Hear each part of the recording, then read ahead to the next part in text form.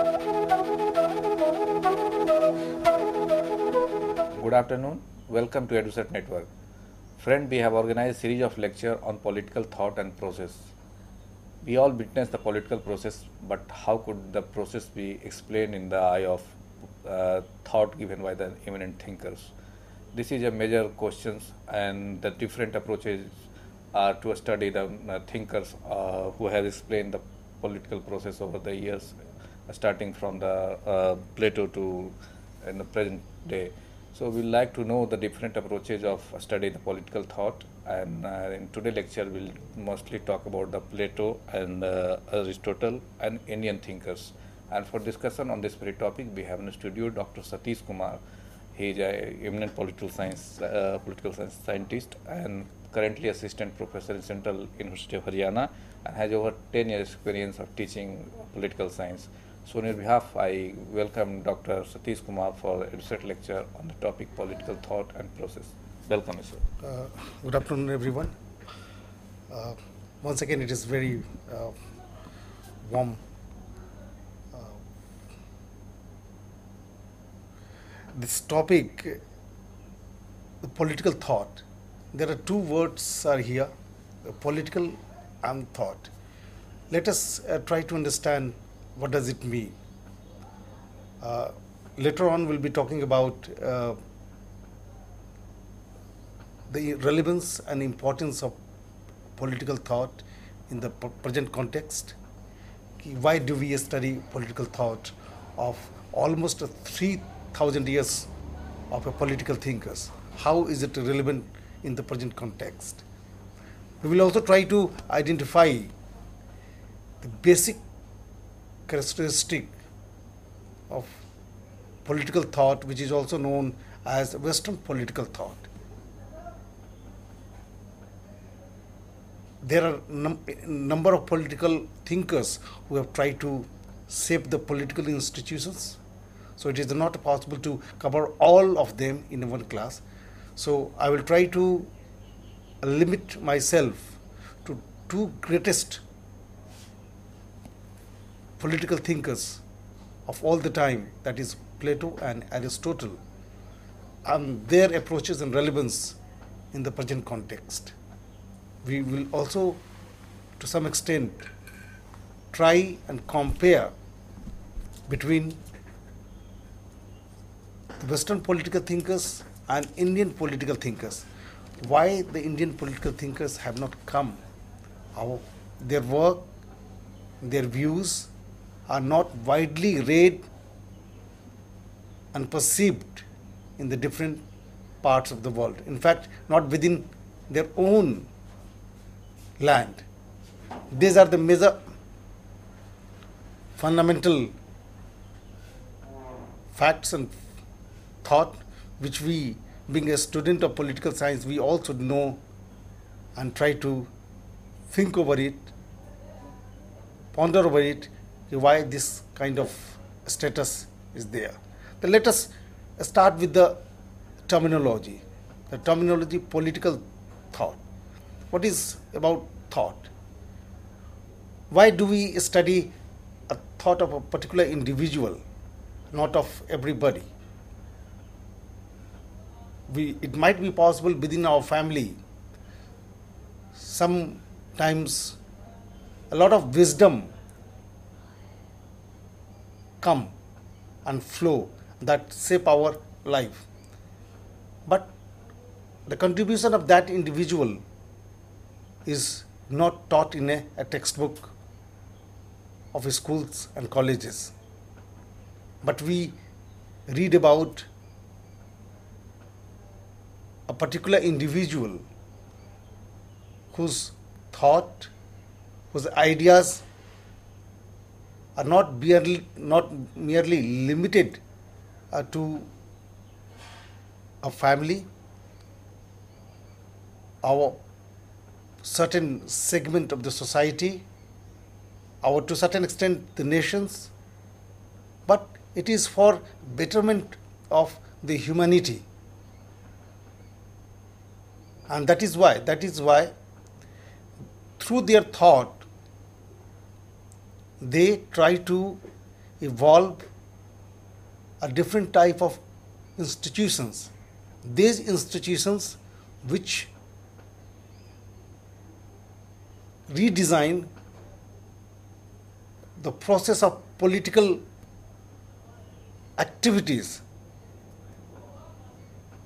Like when Aristotle said that every human being is a political animal, it means that whatever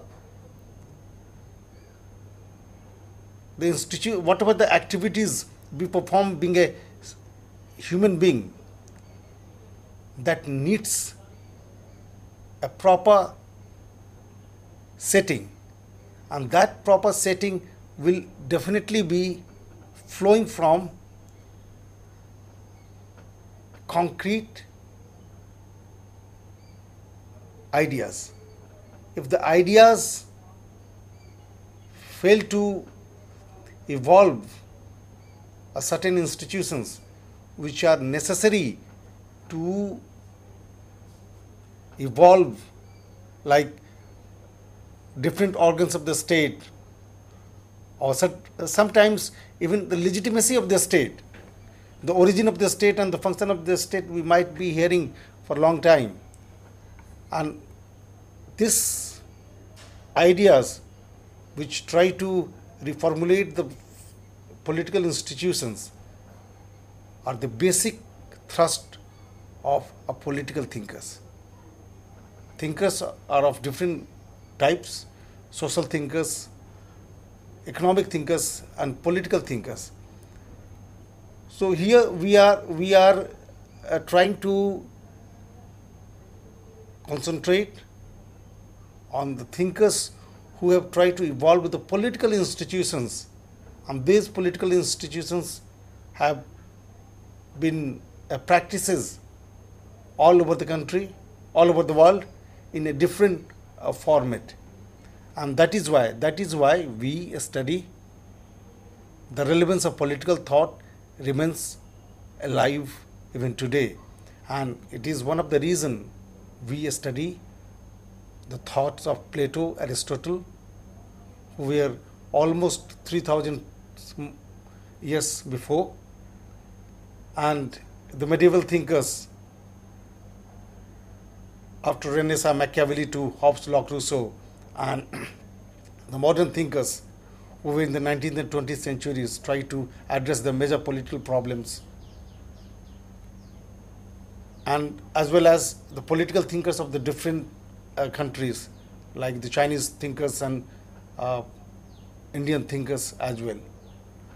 So there is no doubt about it. Even today, when we are talking about the crisis of ideas, there is a debate going on. And recently you might have heard about a very prestigious journal of international politics, in fact international relations, the Foreign Affairs, has come out with the collections of great ideas which have evolved in the last 6 decades, and which try to evaluate not only the existence of the nation state, but the crisis under which the nation state is going on for the last few years in the different parts of the world. The major ideas which have tried to shape the world, the human behavior to its relation with the state, all have come under valuations. So it was a very good collections of these ideas. So the importance of ideas becomes very relevant, and once it becomes relevant, the descriptions and revisiting of the political thought becomes equally important. And that is why the political thought of Plato, Aristotle, Hobbes, Locke, Rousseau, or many others, Nozick, Popper, all their ideas are being taught in the different form into the colleges and university level. Because without knowing their facts, without knowing their thought, that will be very difficult for us to understand the different format of institutions which are functional in the different parts of the world. Some of them are very successful, some of them are unsuccessful, some of them are very effective, some of them are ineffective. So a correct analysis, evaluations of the political institutions could be done by a clarity of thought of eminent political thinkers, since the civilizations started taking an academic course, and that is why we study the political thought. Now, what are the major approaches of political thought? There are many approaches of the political thought, and one of the approaches is historical approach. Sabine and many other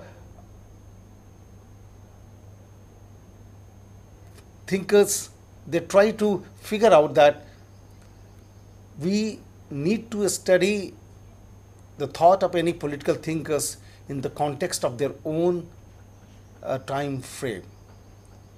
We very easily criticize the thought of Plato in the present era on the many strands of the thought of Plato, like communism of wives, or private property, or many other thoughts on which Plato has written in Republic, Statesmen and Laws.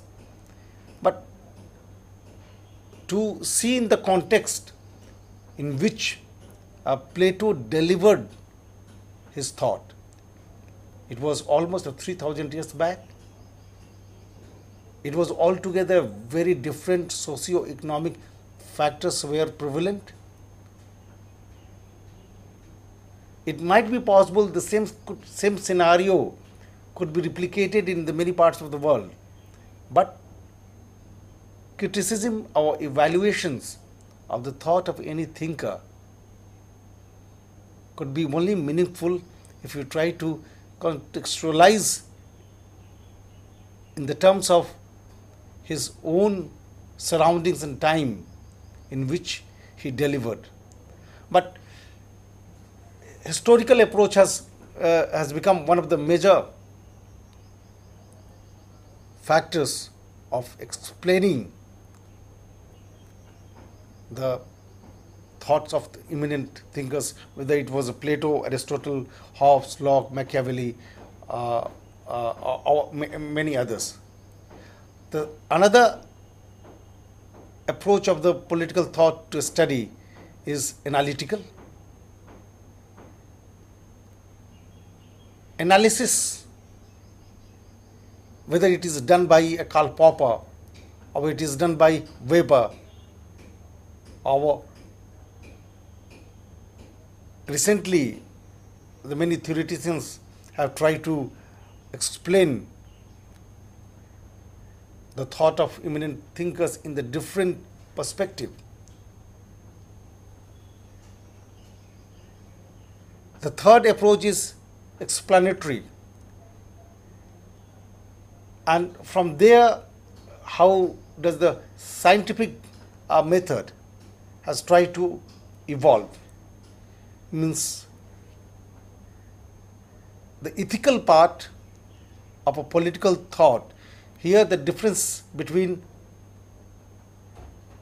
thought, philosophy and politics started taking place. Means when any political thinkers are trying to determine, trying to explain any political thought in terms of ethics, that could be a matter of personal ideas and that personal ideas could be abstract as well. It cannot be put down on a practical reality, and that is why the scientific method through which we speak, whatever we speak on the basis of facts and figures, and through the facts and figures we try to assert any ideology, any ideas which are good for the political institutions. If we want to create a state, our different organs of the state, our legitimacy of the state, it has to be proved through a scientific method. All these ideas, it might be, we can, the debate is still going on in the discipline of political science, whether it is a historical approach, a descriptive approach, or a Marxist approach. All these ideas have its relevance in its own sphere. With this movement of the scientific method, it has tried to disseminate the ethical point of view, but at the same time, in the late 1960s and 70s, the descriptive and historical methods have once again got its relevance and importance, and many books have been written in the same perspective to analyze the importance and relevance of political thought. So again, we would like to mention this, that all approaches have different styles, and their relevance cannot be mitigated because of the eruption of the new dynamics. Earlier has its importance, it has been overtaken by another, but with continuation of the development, in the relevance are still there, and we could study the political thought in that perspective. Why do we call the political thought as a Western political thought? This is one of the merit and demerit as well that we also try to identify. One of the characteristic of political thought, as we study not only in European countries but in Asian as well as in India, all political institutions is being designed, redesigned, reshaped by the ideas of Western political thinkers. Whether it started with the Socrates, followed by Plato, Aristotle, the Greek thinkers, to European thinkers, Machiavelli, Hegel, Hobbes, Locke, Rousseau, J.S. Mill, Bentham, and all. Most of them belong to the European countries. They have studied and lived in Europe. They face the problems, socio-economic and political problems of Europe. It might be possible that the same kind of situation, political situations, were prevalent in third world countries, or especially in the Asian countries, and India as well. But all of them were not equally relevant to the context of Asian countries, especially in India. But it is very unfortunate. It is very unfortunate that when we talk about the form of democracy, whether democracy is being criticized by Plato and Aristotle, it was lauded by modern political thinkers of the Europe. The way, the component which designed the democracy it is still being debated, and that is why democracy is one of the most controversial theme of the contemporary times and even today. America has been taking this as an issue of democracy to establish its own hegemony in the many parts of the world that we might have seen.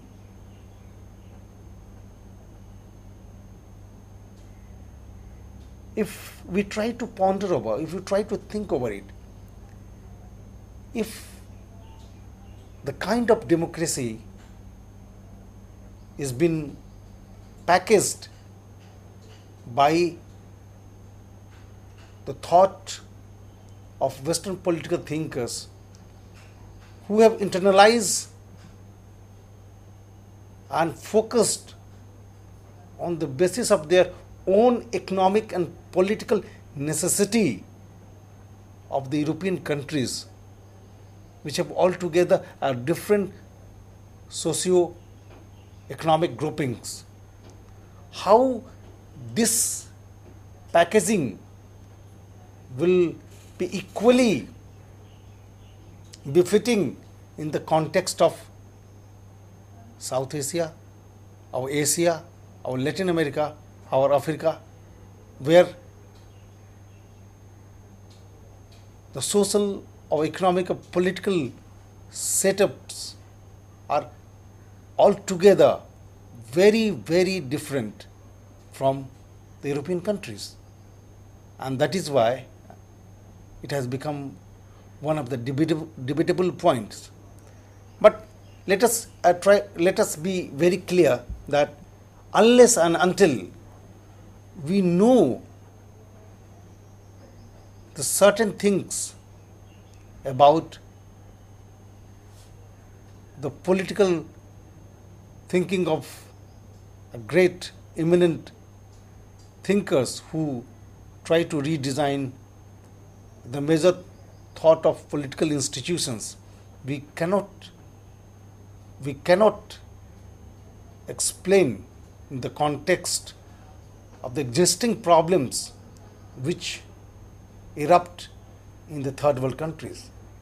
As we all know that in the last, at least for the 10 years, the epicenter of academic exercise of political science has shifted from European countries to the Asian countries, our third world countries in fact. The Arab Spring which took place last year, which is still continuing in some of the Islamic countries of Arab world, the kind of movement which picked up in India on the notions of legitimacy of the state, people versus parliament, who is supreme. These are the debates are very relevant in terms of political thought as well. The kind of state these political thinkers had in mind, and through their thought it was established in European countries, and we try to replicate the same kind of model in the third world countries, have not been equally systematically functioning in the many parts of the world. And that is why this kind of malpractices, this kind of dichotomy erupted, this kind of incoherency crept in our political system, and not only in the political system of India, but in political system of the many parts of the world. So these are very relevant. The criticism of one of the political thought is that it is Eurocentric. When we say that it is Eurocentric, it revolves around the lifestyles of the European countries, the problems of the European world only. Second landmark of the political thought, if we trace out from the Plato to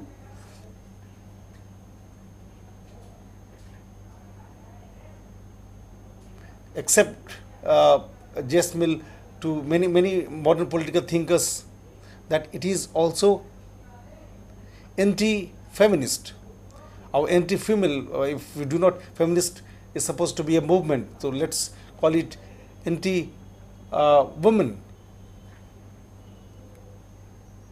Whether the thought of Plato's communism of wives, Plato to a certain extent he tried to establish and give a certain freedom to women in not only in participation of the political process, but as well in taking the decision on becoming the philosopher king. But if we move on from Plato to Aristotle, and later on the modern political thinkers and medieval thinkers or Sufis thinkers, we find it, there is a great component in their thought that they do not equate female along with the male on the same footing. They realize that the better place of women is house, and if they step out from the house, there would be an anarchy, there will be social as well as other political problems. And that is why when we discuss about the post-independence scenario, especially in the last 30 years, the status of women, it is also byproduct of the great political thinkers who have tried to shape our political as well as social institutions, in which the female were not given the equal status. Some of them, they tried to equate and try to give a right to vote and right to be elected and right to be a ruler. But most of them were very anti-feminist, anti-woman. Third characteristic we try to identify of the political thought, and which is known as Western political thought, is the elitist. If you read the thought of Plato or Aristotle, they themselves belong to a very elitist family.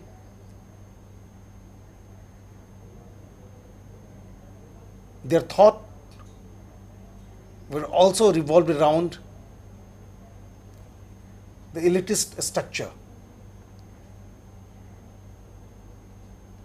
And that is why one of the lacuna before the Marx, our Marxist theory started dictating the terms of political ideology, become one of the most impressive political ideology of the world. All of them are trying to assert that the political power could be used by elitist group much better and effectively than the larger section of the society. So through their thought, they undermined the importance and intelligence of the larger section of the society. So it was another hallmark of Western political thought. Now, before going to Aristotle or Plato, Aristotle, let us also try to compare why do we study much more about the Western political thought than the Indian political thinkers? Why is it so? Why is it a regional bias which are prevalent? As we all know that there are eminent political thinkers were equally productive, intellectually, if not superior, they were not inferior as well.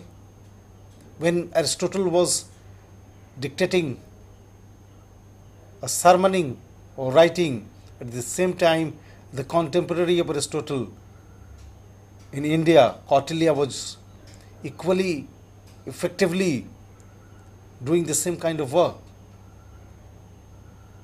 But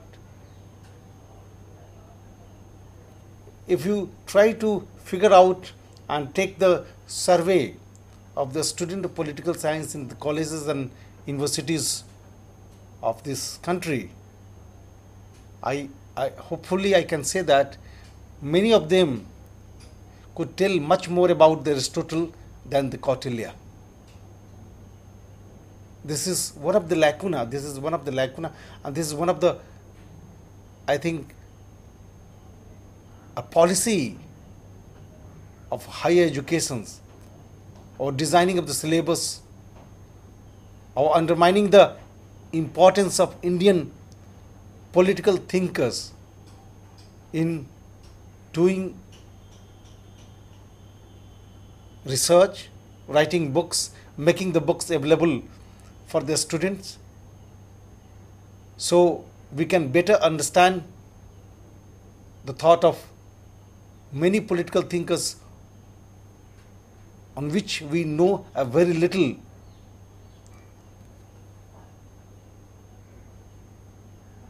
It is equally important if you see the Chinese civilizations. The Chinese, now once China has become very important player in the world, the many thinkers from China, the Western political thinkers, the researchers of the European countries as well as in America have started reading some of the Chinese thinkers who had a very great design about China and the world. It was not earlier. Since China was not taken seriously, so thinkers of China were equally left aside. Once China asserted its power, China when knocking the door of superpower and asserted its positioning, then the people started reading about the many political thinkers of China. In the same way, it might be possible that once India becomes equally powerful, as it has been claimed that India is also emerging power. Many reports verify that by 2020, China will overtake USA, and by 2050, India will take China, and so India will become the most economically powerful country of the world. So then, all the thinkers of India will become very relevant to the world. So, in that way, we could also see in this perspective that the regional bias is because of the economic and political status of that country, and if that country becomes important, their thinkers also become relevant and debatable and researchable in the many parts of the world. Now, let us come to the two major political thinkers of the world, greatest of all the time.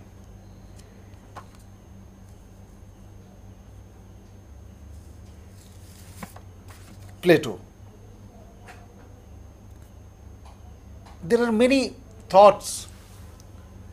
He has written many books, but three of them were very important: Republic, Statesmen, and Laws. All the three books have a different components in great detail in which he dealt with. And we also know that Plato has been regarded as the epitome of idealist political thinkers. So if we try to identify of the writings of the Plato, we will come to know that in his most important writings, that is the Republic, it moves around on the idealist ground. Idealist in terms that he relocate that the political institutions will be designed in a way that will cater the best of the interest of the individual by being the virtue which lies in everyone's heart, and that virtue will dictate the terms of creating a viable, effective political institutions. But in reality, that does not happen, and which has been realized by Plato himself. So when he wrote Statesman,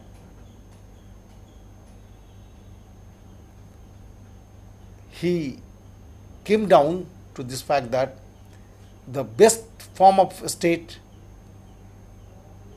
which is not written, which is not described in the Republic, but the second best option becomes the best option of the state according to his disciple Aristotle.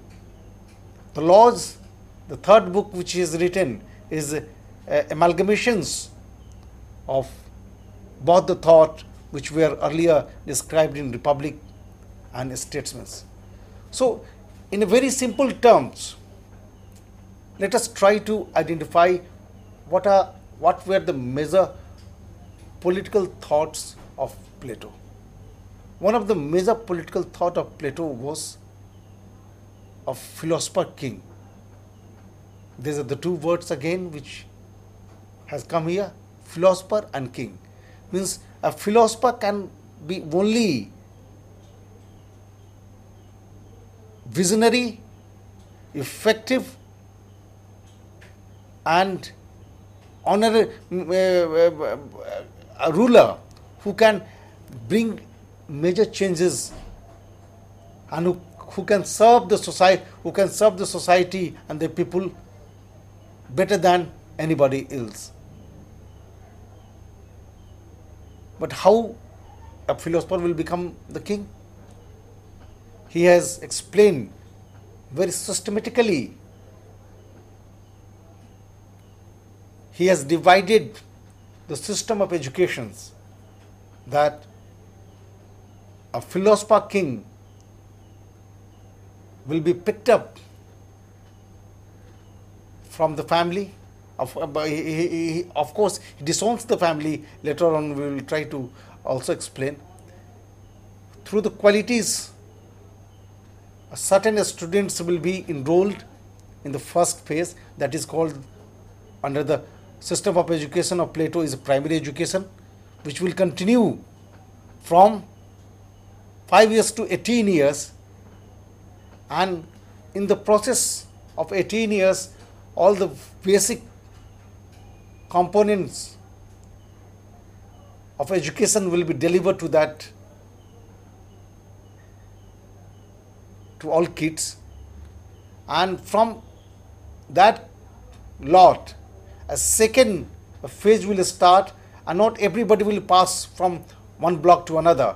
They will be picked up a few, and few will be trained, a rigorous training of from 20 years to 35 years, in which all the cosmic, scientific, mathematical knowledge will be delivered, and from 35 to another session will begin, and shortlisting will be done, and through the shortlisting a few of them will be picked up, and few of them will go another for 5 to 10 years.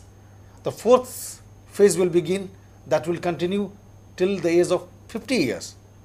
So according to Plato, through this rigorous system of educations, we can identify and shortlist a philosopher king who could be best suitable to the people and the state, with all the virtues which will have, and with his best of knowledge he will try to serve the state and society and the people, and there will be no ill will, there will be no nepotism, there will be no family backlash, there will be no lobbying or pressure tactics which we see.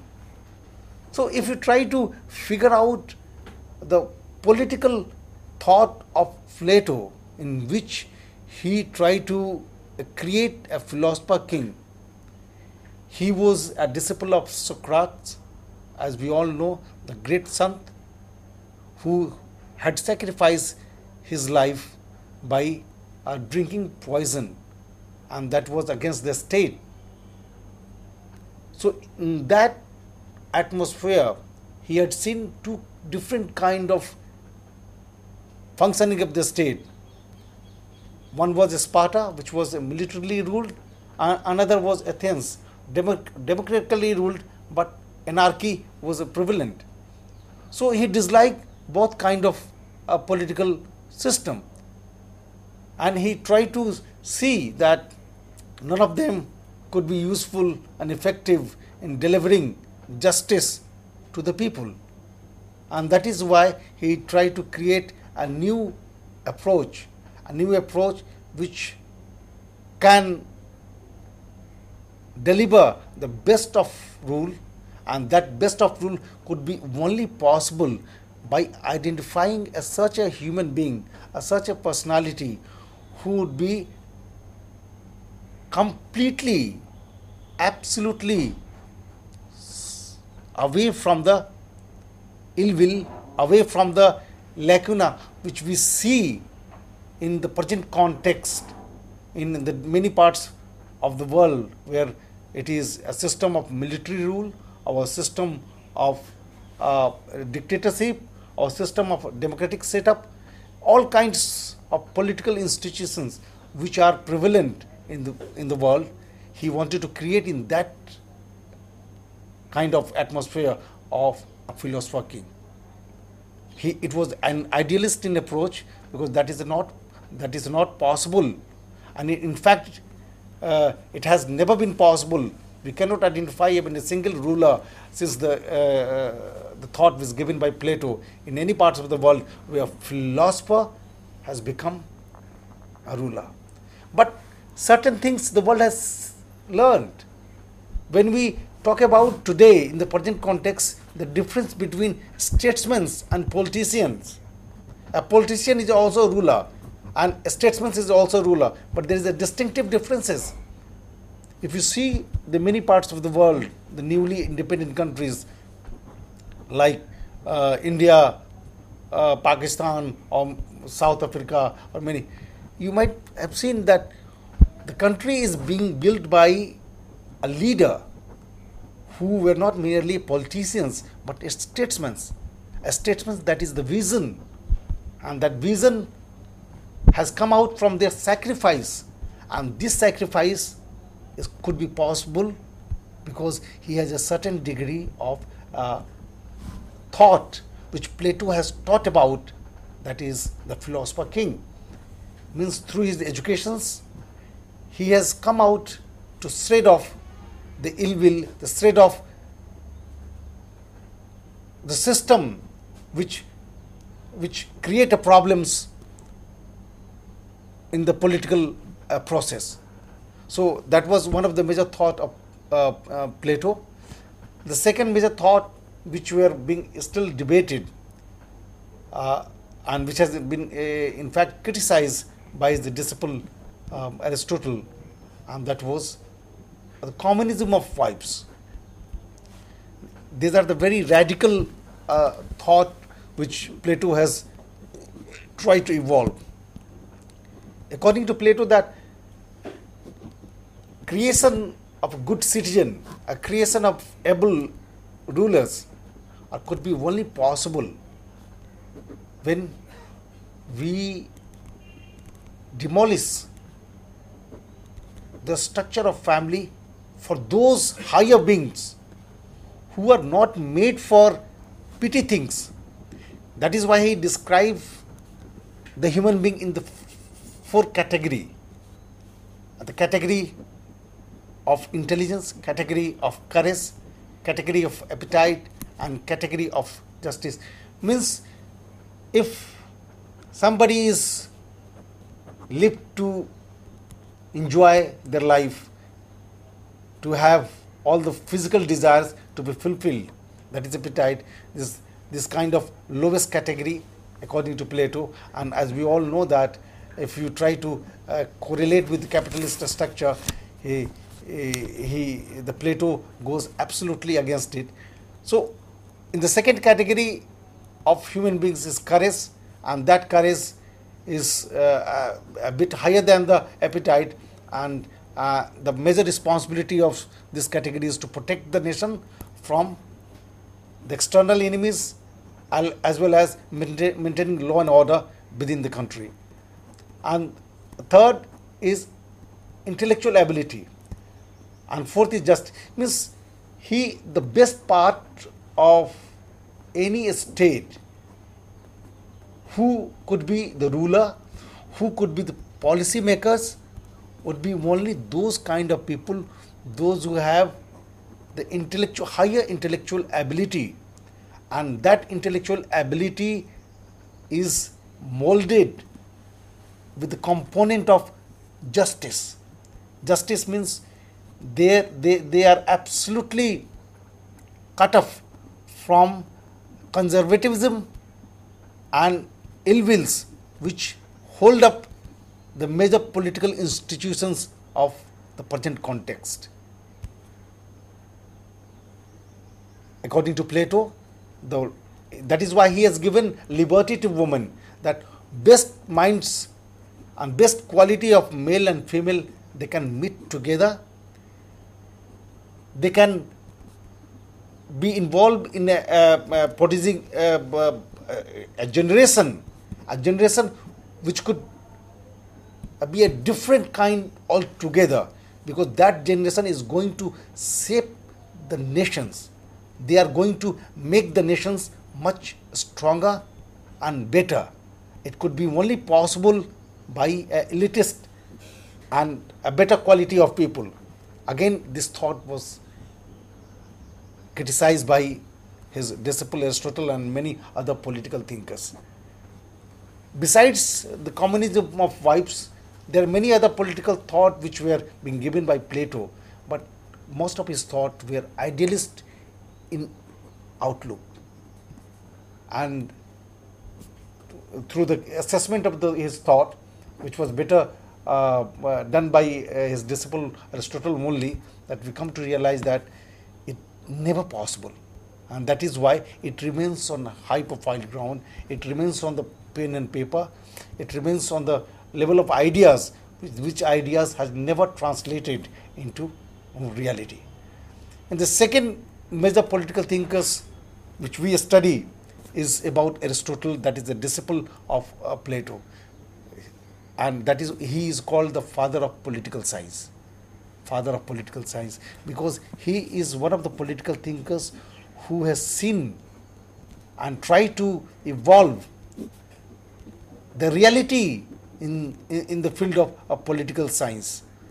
And whether it was in the field of revolutions or whether in the field of the making of the constitution, he was called a moving encyclopedia. The most learned person on the earth has been as he has been known to this world. So he has written extensively, and he has written extensively not only on the ground of a very abstract ideas, but it was done through the research. And when the modern political theory, which is emphasized on the scientific method of political science, it has started with Aristotle. While giving the classification of the constitutions, good form or bad form, he has researched almost of 50 or more than 50 constitutions at the time were prevalent in the different parts of the world. So his knowledge and his research were immense. But in the last, what I would like to say by concluding that political thought is a very important component of political science. The debate in which we are living today, whether it is a crisis of nation state, whether it is a crisis of people versus state institutions, people versus society, our social institutions, their amalgamation of thought which are coming up, whether it is the end of the history or revival of the political theory, there are many thoughts which are going on, and still it is passing through our eyes. We might have seen Arab Spring, we might have seen the internal disturbance in India. Certain things are going on the name of globalization in the many parts of the world. All these ideas are somehow directly related with the political thought of great political thinkers. And when we try to understand the reality and the gravity of the problems, whether it is social, political or economic, we cannot understand it without reading the thoughts of great political thinkers. Thank you. So you talked about Aristotle, Plato, Socrates. They all though have influence one another's idea. In fact, guru-disciples relationships. Yeah. So where do you find and who is more close to the present, explaining the present situation of the politics? Well, there is no doubt about it. It is always Aristotle. That is why he is known as the father of the political science. The things which were taught by Aristotle almost 3,000 years back are still very relevant, whether it is in the form of democracy or whether it is the form of representations or it is the relation between the state and the people. So his thought are more on pragmatic grounds, are more people feel very close and more relevant, and that is why we very closely study the thought of Aristotle. And what another element which you find that need to be taken care of, which the current century has offered? Is there anything like that which you failed to explain? The one major thing which we need to emphasize that Indian political thinking, on the platform of Indian political thought, there should be an attempt be made to know much more about it. There is a lacuna on the part of the government at the policy level. At the same time, there is also a perspective of the people could be changed. There is need to be a change. When we try to idealize and think about any individual, whether it is Gandhiji or Nehruji or Raja Ram Mohan Rai, we try to idealize larger than lives. We put them in the category of God. And once we put them in category of God, what we do not critically analyze. And that is why it is one of the important reasons that less books are written on Gandhi by Indians. Many books are written on Gandhi by Western thinkers, Western political researchers, and that shows the mindset of the people of India. So here again, being a student of political science, this is appeal, and we all need to do this kind of exercise. We do not idealize our political thinkers. We need, if you really appreciate the political thinkers, We need to work on them. We try to identify critically what they have thought, what they have preached, and about their political thinking. Okay. So, well, friends, as Dr. Satish Kumar said, that we need to have a critical approach to study the any thought or any thinkers. We just not only idolize and follow what he has said. We need to see in the light of current situation, and accordingly we find the way to solve the problem of the current situation. So, this is what we can conclude from the today lecture. I thank all of you for watching the lecture, and on your behalf, I thank Dr. Satish Kumar for giving such a wonderful lecture on the political thought and process. Thank you very much. Thank you.